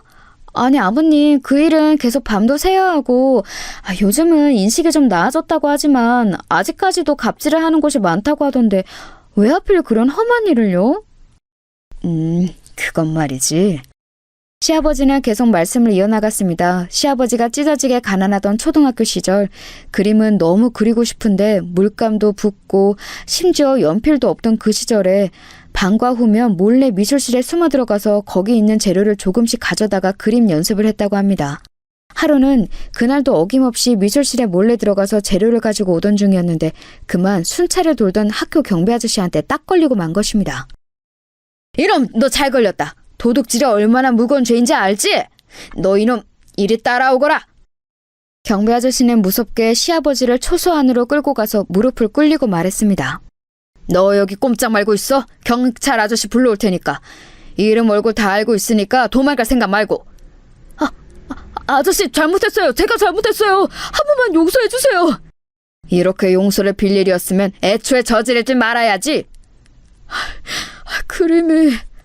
그림이 너무 그리고 싶어서 그랬어요. 그림이 너무 그리고 싶었다고요. 시아버지는 닭똥 같은 눈물을 흘리며 경비 아저씨에게 자초지종을 얘기했습니다. 그림이 너무 그리고 싶은데 가난해서 연필 살 돈도 없고 그래서 방법을 궁리하다가 미술실 재료를 가져다 쓰면 티도 안 날 것 같고 그래서 저질렀다고 하면서요. 사정을 들은 경비 아저씨는 혀를 차면서 이야기했습니다. 아무리 그래도 학교 비품을 도둑질하며 쓰나. 다시는 안 그럴게요. 한 번만 용서해 주세요, 아저씨. 경비 아저씨는 잠시 고민을 하더니 얘기했습니다. 잘 듣거라. 지금부터 하는 이야기는 너랑 나만의 비밀이다. 알겠지? 시아버지는 눈물을 닦으며 말없이 고개를 끄덕였습니다. 안 그래도 마침 미술실에서 쓰고 남은 버릴 재료들을 소각장에 가져갈 일이 있어서 가던 중에 니놈을 만난 거다. 그 재료들을 다 모아서 물감을 일일이 쫙쫙 쥐어 짜내고 쓰다 버린 붓들은 조금만 재정비하면 그림 연습하기에는 부족함이 없을 게다. 내가 그런 것들은 따로 빼놓을 테니 너는 이제부터 비품 도둑질 하지 말고 나한테 와서 받아가도록 해. 5학년 3반 김성찬. 니놈 그림 잘 그리는 건 전교에 다 소문이 나서 이 아저씨도 다 알고 있을 정도니까. 이 아저씨는 이렇게 그림 잘 그리는 김성찬이가 좀도둑이 되는 걸 보고 싶진 않다. 미래의 훌륭한 화가가 될 놈이 도둑질이나 해서야 되겠어? 아저씨, 감사해요. 감사해요. 하마터면 경찰서에 붙잡혀갈 뻔한 시아버지가 경비 아저씨의 너그러운 마음 덕분에 구제받고 난 뒤에는 신기하게도 재료 걱정할 필요 없이 졸업할 때까지 풍부한 재료로 그림 연습을 했다고 합니다. 경비 아저씨는 분명히 남은 찌꺼기 재료와 쓰다가 버릴 때가 다 된 붓들을 모아놓겠다고 했는데 항상 경비실에 가서 받는 재료는 새 것이라고 해도 무방할 좋은 재료들이었습니다. 나중에 시아버지가 졸업을 하고 한참이 지나서야 알게 된 사실인데 그 재료들은 경비 아저씨가 항상 새 것으로 사다가 준비해 놓은 재료들이었습니다. 너무 새 것이면 티가 날까봐 경비 아저씨가 조금씩 물감을 짜내고 붓을 몇 번 쓰고 하는 식으로 밑작업을 해놓으셨다고 합니다. 중학생이 되고 한참 지난 어느 해의 스승의 날, 시아버지는 그 초등학교를 방문했다가 더 이상 그 경비 아저씨가 근무하지 않게 되었다는 사실을 알고서는 행정실에 가서 급하게 아저씨의 행방을 물었습니다. 여기 계시던 경비 아저씨 어디 가셨어요? 키 크고 하얀 머리 하신 박씨 아저씨 말이에요. 너가 성찬이구나. 이리 와보거라. 행정실에 있던 직원 아줌마는 다급해하던 저를 자리로 부르더니 서랍을 열어서 고급 화구 세트를 꺼내놓았습니다. 박씨 아저씨가 혹시 너가 찾아오면 전해주라고 하시더라. 그전까지는 구경도 못해본 고급 물감과 붓들을 보면서 놀라고 있을 찰나에 물감 박스 한켠에는 조그만 편지가 놓여 있었습니다. 그 편지 구석에는 성찬이에게 라고 써 있었습니다. 시아버지는 그걸 보자마자 황급히 꺼내서 펼쳐들었습니다. 거기에는 박씨 아저씨가 써내려간 장문의 편지가 있었습니다. 성찬이에게 건방진 좀도둑놈 성찬아, 이렇게 인사도 못하고 떠나게 되어 아쉬운 마음 편지로 전한다. 아저씨는 건강이 많이 안 좋아져서 고향집으로 내려가서 좀 쉬기로 했다. 건강해지면 다시 올라갈 테니 애써 찾지 말거라. 어떻게 중학교 올라가서는 좀 살만하냐? 또 미술실 기웃거리면서 좀도둑질하고 있는 건 아니지?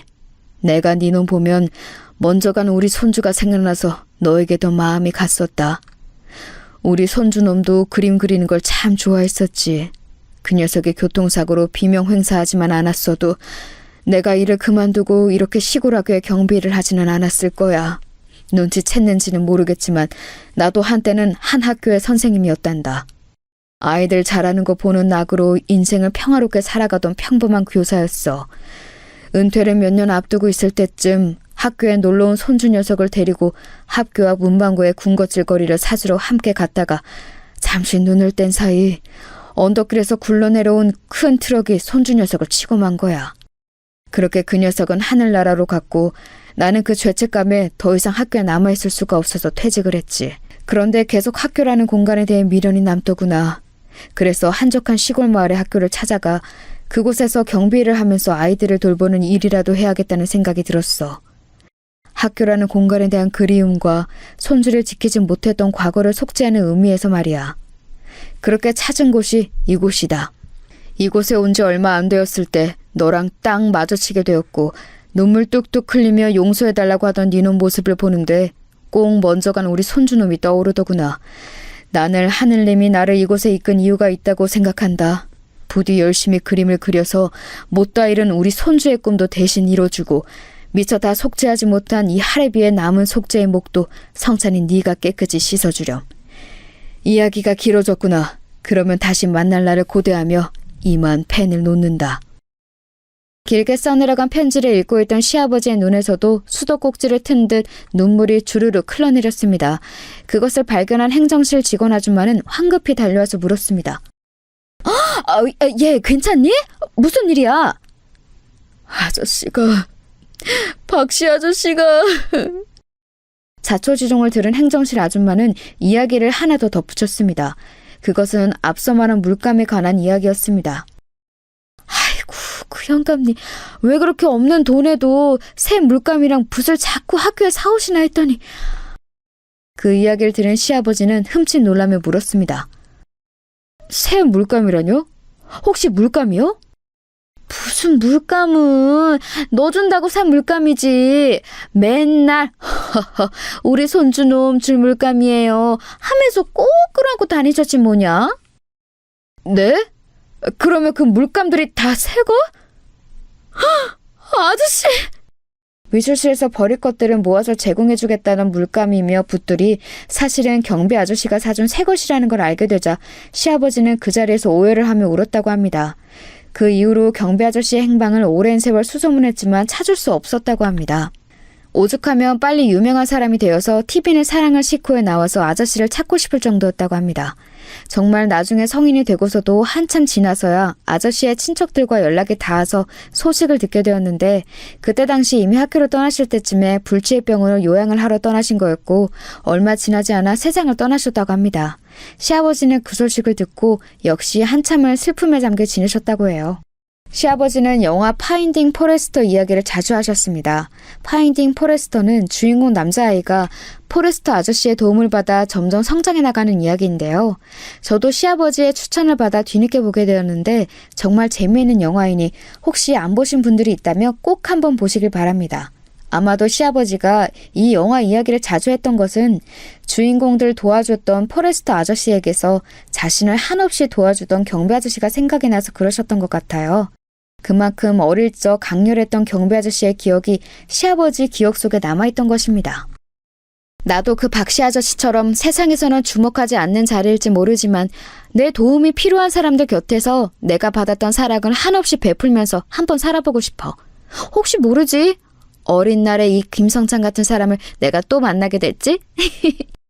시아버지는 긴 회상을 마치며 자신이 꼭 해보고 싶었던 경비 관리자 일에 대한 포부를 밝히셨습니다. 이왕이면 자신에게 도움을 주었던 박씨 아저씨처럼 학교의 경비관리자로 일을 구했으나 그 자리는 이미 다 차게 되어서 일반 건물의 경비를 찾고 있다고 하시더군요. 아버님 마침 잘 됐네요. 제가 아는 곳에 경비관리자 한 명이 결혼이 생겨서 구하고 있다고 하던데 한번 지원해 보시겠어요? 그래? 좋지. 내가 며느리 덕 톡톡히 보는구먼. 마침 제가 아는 건물에서 경비관리자 한 분이 막 퇴사를 하셨고 그 건물에서 기본적인 일을 배우시다 보면 나중에 학교 경비관리자로 근무하게 되셔도 수월하실 것 같다는 생각에 시아버지께 제안을 드렸습니다.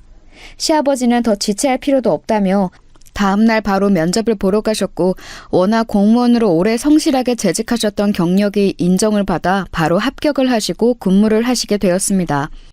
저는 시아버지의 다사다난했던 지난날에 대한 위로와 앞으로의 새 출발에 대한 응원의 마음을 담아 고급 과일 꾸러미를 한 다발 사서 가져다 드리기로 계획했습니다. 사실 시아버지가 근무하는 첫날 그것들을 드리면서 응원하고 싶었는데 갑자기 회사 업무가 바빠지기도 했고 준비하기로 했던 고급 과일들의 수입 물량에 딸려서 다음 달에나 들어온다는 소식을 들었습니다. 어영부영 시간이 흐르다 보니 시아버지가 경비관리자 일을 시작한 지 2달이 되어서야 과일 바구니를 들고 찾아뵙게 되었는데 저는 좀 더 일찍 찾아뵙지 못하고 그제서야 찾아뵙게 된 것을 무척이나 후회했습니다. 왜냐하면 그날 입에 담지도 못할 황당한 일을 경험하고 말았거든요. 시아버지가 일하시는 건물에 도착을 하니 마침 시아버지가 앞선 차량에 주차 안내를 하고 계셨습니다. 안녕하세요. 어떻게 오셨나요? 네, 저의 이 건물 6층 방문 차량인데요. 혹시 이 앞에 잠시 세워두고 올라갔다도 되나요? 원래 6층은 방문 차량은 주차를 할 수 없게 되어 있는데 얼른 갔다 오신다고 약속하시면 제가 여기 한켠에 잠시 세울 수 있게 해드리죠. 네, 얼른 다녀오겠습니다. 감사합니다. 멀리서 지켜보는 시아버지의 모습 역시 평소 천사와 다를 바 없는 따뜻한 모습 그 자체였습니다. 천사가 얼마 전까지는 선생님 옷을 입고 있다가 잠시 또 경비 아저씨 옷을 입고 있는 것 같았다고나 할까요? 그런데 그 평화를 깨는 한 목소리가 들려왔습니다. 어이 김씨, 일로 와봐. 날카로운 목소리로 시아버지를 부르는 목소리가 들리는 쪽을 돌아보니 웬 시아버지보다도 나이가 한참 어려 보이는 남자가 손짓을 까딱까딱하면서 시아버지를 자기 쪽으로 부르지 않겠어요? 아이고, 최 실장님 오셨어요? 빨리 안 오고 뭐해? 아이고, 예. 어이, 김씨, 자꾸 이럴 거야? 여기다 주차 함부로 못 되게 하라고 몇 번을 말해? 여기는 내가 되는 자리라고. 아이고, 죄송하기도 했습니다. 애초에 실장님 되실 자리는 옆에도 충분해 보여서 게다가 이 손님들은 금방 내려온다고 하셔서. 헛소리 집어치지 못해? 앞으로 내가 되는데 옆에 차 없도록 해. 알겠어? 아니, 그래도 옆에 이렇게 남는 자리가 많은데 왜... 어허, 노인네가 왜 이렇게 말귀를 못 알아먹어? 내가 그렇다면 그런 줄 알아. 네네. 그 최 실장이라는 사람은 그렇게 그 자리에 손님들이 정차를 하면 안 되는 명확한 설명도 없이 시아버지에게 신경질만 잔뜩 부리고 자리를 떠났습니다. 저는 그 광경을 보는데 너무 화가 나서 견딜 수가 없었습니다. 아무리 자기가 직급이 높아도 자기보다도 나이가 훨씬 많은 사람에게 대하는 태도가 너무 무례하지 않나요? 그것도 자신이 주장하는 것에 대한 타당한 근거도 없이 무조건 까라면 까 하는 식의 업무 지시를 내리면서요. 저는 이대로 넘어가면 안 되겠다 싶어서 얼른 제 차를 가지고 입구로 들어섰습니다. 네, 어서 오세요. 응? 아니 아가, 네가 여기 어쩐 일이냐? 아버님, 제가 더 일찍 찾아뵀어야 하는데 이제야 찾아뵙게 되었네요. 더운 날 일하시기 많이 힘드시죠? 아유, 아니다. 우리 며느리가 아주 좋은 데 소개해줘서 아주 편하게 일하고 있단다. 방금 전까지만 해도 무례한 일을 겪으신 시아버지였지만 제 앞에서는 허허허 웃으시며 아무 일 없었다는 듯 저를 맞이하셨습니다. 주차는 저 앞에 잠깐 대면 돼요? 응? 저기는 말이지. 에이, 뭐 별일 있겠냐. 저 앞에 잠깐 대거라. 저는 일부러 방금 전 최 실장이라는 관리자와 시아버지가 실갱이가 있었던 곳을 가리키며 차를 댄다고 하자 시아버지는 잠시 멈칫하시는 듯 하더니 그쪽으로 저를 안내해 주셨습니다. 저는 차를 세우고 내리면서 준비한 선물 바구니를 시아버지에게 건넸습니다. 아버님, 이거 귀한 과일이에요. 더운 날 고생하시는데 동료분들이랑 드시면서 일하세요. 너무 늦게 찾아뵈서 죄송해요. 아이고, 우리 천사 같은 며느리가 뭘 또 이런 걸 다 준비했노. 고맙다, 아가. 내 잘 먹으마. 그렇게 훈훈한 분위기가 이어지고 있을 즈음에 다시 한번 그 평화를 깨는 소리가 들렸습니다. 어이, 김씨. 지금 뭐 하는 거야? 응? 아이고, 최 실장님 가신 줄 알았는데. 내가 방금 전에 여기다 차 못 대게 하라고 말했는데 지금 뭐 하는 짓이야? 지금 잘리고 싶어? 일 똑바로 안 할 거야? 저는 더 이상 참을 수 없어서 그 최 실장이라는 사람에게 말했습니다. 이봐요. 여기 딱 봐도 엄연한 법정 주차 공간이고 자리도 남는데 왜 못 대게 하는 거예요? 어이, 아줌마. 모르면 가만히 계셔. 여기는 우리 건물 직원들 주차하는 자리고 지금 아줌마가 된 자리는 원래 내 자리야. 얼른 빼. 글쎄요. 저는 그런 소리는 처음 듣는데요. 여기가 건물 관리자 주차 자리라고요? 저는 그렇게 지시한 적 없습니다만. 뭐? 아줌마가 뭘 한다고 나서길? 거기까지 이야기하는데 저 멀리서 누군가가 소란스러운 우리 쪽을 보며 불이 나게 달려왔습니다. 건물주님! 말도 없이 여기는 어떻게... 최 실장, 지금 뭐 하는 거야? 아니, 관리소장님, 오늘 휴가시라더니 여기는 어떻게... 아니, 그보다... 건물주님이요? 그래, 얼른 인사드려. 자네가 이직한 지 얼마 안 돼서 처음 뵙나 본데 여기 6층부터 8층 쓰고 계시는 회사 대표님이시자 이 건물 건물주이신 최수진 대표님이셔. 아니 이게 무슨... 여러분도 많이 놀라셨나요? 이게 무슨 일인가 싶으시죠? 네, 제가 바로 시아버지가 경비관리자로 근무하고 계신 이 건물의 건물주입니다. 건물의 경비관리자 결혼이 생긴 것도 제가 건물주인이니 제일 빨리 알았고 시아버지가 그 일을 찾고 계신다고 하니 바로 소개할 수 있었죠. 그동안 해외 출장이랑 지방 출장, 게다가 여러 사회 프로젝트가 겹쳐서 회사 건물에 오랜만에 출근하게 되었는데 그 사이 새로 부임한 중간 관리자인 이 최 실장이란 인간이 뭣도 모르고 설치고 앉아있네요. 그것도 자기보다 한참 나이가 많으신 시아버지에게 막말을 퍼부어대면서요. 최 실장님? 그쪽이 이번에 새로운 시설관리실장이에요? 그쪽이 뭔데 이 자리에 차를 대라 마라. 그쪽 지정 자리다 주장하는 거죠? 여기는 제가 건물 지을 때부터 방문자 주차 공간으로 따로 빼놓은 공간이에요. 그리고 건물 직원들 주차는 관리소장님도 눈치 보면서 겨우 한 대 대고 있는데 당신이 뭔데 이 자리에 당신 차를 마음대로 세우며 게다가 건물 방문자들 차를 대라 말아야. 여기 이 김 선생님께서 어련히 알아서 잘하실까? 죄송합니다, 건물주님. 관리소장님, 오늘부로 시설관리실장 새로 알아보세요. 어디서 이런 무레배 같은 인간을 직원으로 채용하고 있어? 관리소장님께도 책임을 물을까요? 아닙니다, 건물주님. 제가 잘못했습니다. 최 실장 들었지? 내일부터는 안 나와도 되네. 건물주님, 제가 잘못했습니다. 용서해 주십시오. 최 실장은 저의 정체를 알고 나더니 바로 바닥에 무릎을 꿇으면서 애원했습니다. 제가 경솔했습니다. 한 번만 용서해 주십시오. 먹여 살릴 처자식들이 있습니다. 제발요, 건물주님. 먹여 살릴 처자식 있는 분이면 행동을 좀 더 조심하셨어야죠. 다른 직장 알아보세요. 아버님, 이따 뵐게요. 편하게 근무하시고 불편한 거 있으면 언제든 얘기하세요. 저는 일부러 최 실장이 들으라는 듯 시아버지께 인사를 드리고 획 돌아서서 사무실로 올라갔습니다. 건물주님, 제가 잘못했습니다. 건물주님. 애걸복걸하는 최 실장을 뒤로 하고 저는 제자리로 돌아와 앉았습니다.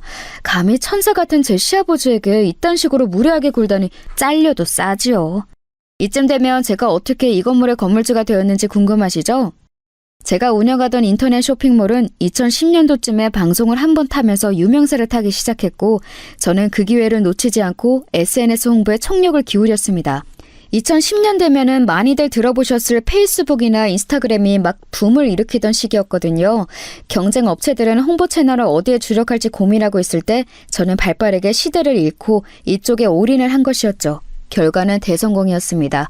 매출 곡선이 수직 상승을 했고 엄청난 영업이익을 냈습니다. 저는 거기서 그치지 않고 그것을 기반으로 과감한 부동산 투자를 감행했습니다.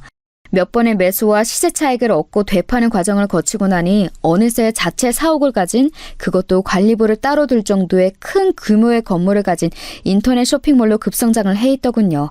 이 정도 건물주면 일개 시설관리실장이 깨갱하고 무릎을 꿇을만 하죠. 제가 웬만해선 재산 자랑도 잘 안 하고 그걸 근거로 사람을 찍어 누르지도 않지만 제 가족에게까지 무례하게 구는 사람은 혼쭐을 내줘야 직성이 풀리거든요. 그래서 이번만은 못 참고 실력 행사를 좀 했습니다. 그런데 잠시 후 제 비서로부터 전화가 왔습니다. 대표님, 잠시 1층 경비 아저씨가 뵙겠다고 찾아왔는데요. 네? 얼른 안으로 모셔요.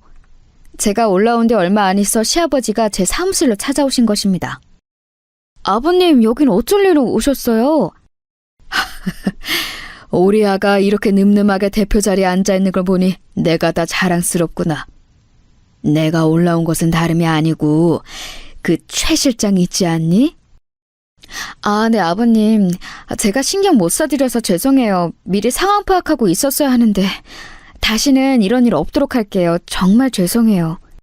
아니, 그게 아니고 그 최 실장을 이번 한 번만 용서해주면 어떻겠니?